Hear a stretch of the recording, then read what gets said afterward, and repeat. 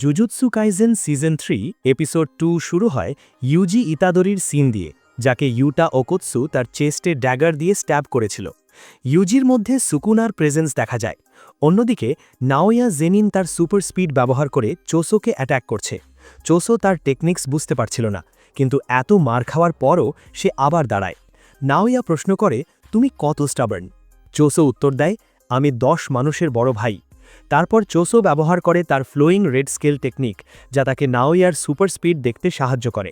নাওয়া আবার অ্যাট্যাক করে, কিন্তু এবার চোসো তাকে ধরে ফেলে। নাওয়া তার নাইফ ব্যবহার করে চোসোর স্টমাকে আঘাত করে এবং চোসোয়ের বডি থেকে ব্লাড ফ্লো শুরু হয়। নাওয়া বলে, তুমি এত স্টাবার্ন যে আমাকে ওয়েপন ইউজ করতে হলো। তুমি ব্লাড ম্যানিপুলেশন ব্যবহার করতে পারো, কিন্তু তুমি এই ফ্লোয়িং ব্লাড স্টপ করতে পারবে না। নাওয়া আরও বলে, আমি নাইফ ইউজ করেছি, কেউ জানতে পারবে না।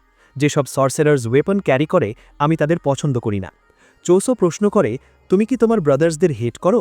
নাওয়া উত্তর দেয়, হ্যাঁ, বড় ভাই যারা ছোট ভাই থেকেও উইক, তারা ডুবে মারা উচিত। চোসো বলে, হয়তো তোমার বড় ভাইদের কারণেই তুমি এত পাওয়ারফুল হয়েছ। বড় ভাই রোল মডেল হয়। যদি সে ভুল পাথে যায়, ছোট ভাইদের সেই পথ থেকে রক্ষা করে, আর সঠিক পাথে গেলে তারা ফলো করে। তাই তুমি এত স্ট্রং, কারণ তোমার বড় ভাইরা উইক। নাওয়া লক্ষ্য করে যে চোসোয়ের ব্লাড পুরো জায়গায় ছড়িয়ে আছে, কিন্তু সে এখনও অ্যালাইভ। চোসো বোঝায় যে সে একজন ডেথ পেইন্টিং বুম, যা কার্সড এবং হিউম্যান হাইব্রিড। তার কার্সড এনার্জি যখন থাকে, সে ব্লাড লসে মারা যায় না। নাওয়া চোসোর ব্লাড ডজ করে, কিন্তু হঠাৎ তার পা জমির সাথে চিপ করে, কারণ ব্লাড গ্লুয়ের মতো জমিতে স্টিক করে। চোসো অ্যাট্যাক করে, পিয়ার্সিং ব্লাড টেকনিক ব্যবহার করে। নাওয়া তার 24 FPS টেকনিক ব্যবহার করতে চায়, যা 1 সেকেন্ডে 24টা মুভস করতে পারে। কিন্তু চোসোয়ের কাছে সুপারনোভা টেকনিক আছে, যা 1500 বছরের প্র্যাকটিস দিয়ে তৈরি এবং টার্গেটের প্রতি সমস্ত দিক থেকে অ্যাট্যাক করতে পারে। নাওয়া চোসোয়ের অ্যাট্যাক ক্যাচ করে, কিন্তু হঠাৎ ইউটা ওকোৎসু এসে তার পেছনে পাঞ্চ মেরে তাকে ডিসেবল করে। ইউটা তার সঙ্গে ইউজির বডিও নিয়ে এসেছে। নাওয়া শক হয়, কারণ চোসো হিউম্যান নয়, তার ব্লাড তার জন্য পয়জন। ইউটা বলে, আমি তোমাকে হিল করতে পারি।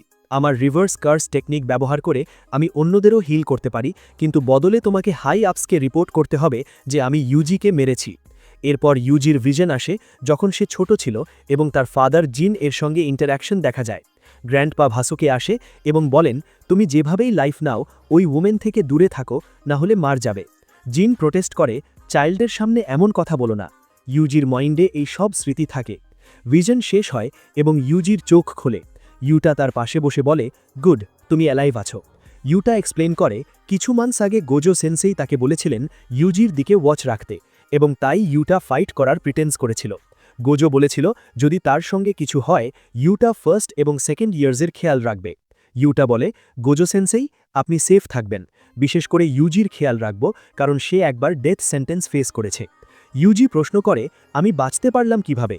ইউটা বলে, রিভার্স কার্স টেকনিকের কারণে তোমার হার্ট স্টপ হওয়া সত্ত্বেও আমি ইনস্ট্যান্ট হিল করেছি। হাই আপসের ভাও সেফ আছে, ইউজিও মারা যায়নি।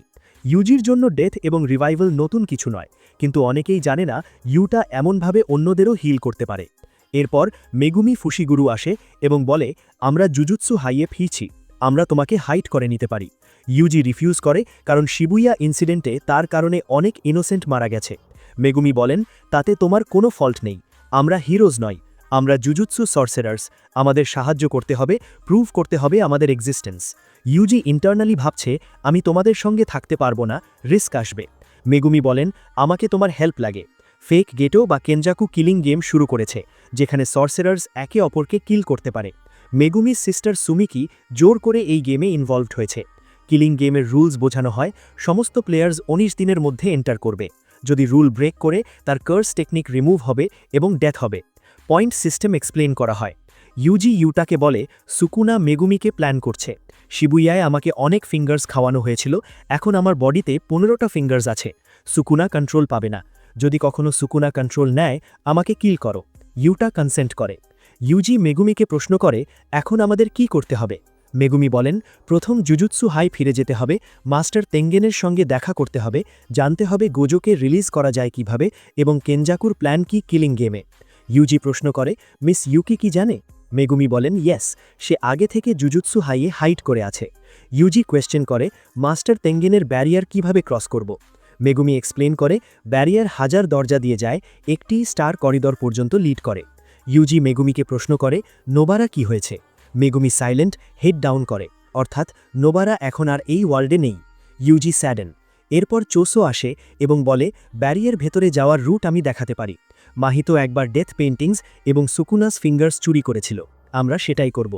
তারা জুজুৎসু হাইয়ে আসে, মাদার তাদের মিলিত করে, কিন্তু look completely different, scarce visible.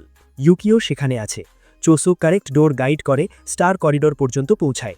চোসো তার ব্রাদার্স ফ্রি করারও পরিকল্পনা করে। তারা এক ব্লাড মার্ক লোকেশন পায় যেখানে 2G রিকোকে শ্যুট করেছিল। ইউকি এক্সপ্লেন করে 12 ইয়ার্স এগো ইনসিডেন্ট এখান থেকে শুরু হয়েছিল। সব গ্রুপ মেইন হলে যায়, যেখানে লাইট ছাড়া আর কিছু নেই। টেঙ্গেন তাদের দেখতে পায় এবং এপিসোড 2 এখানেই এন্ড হয়।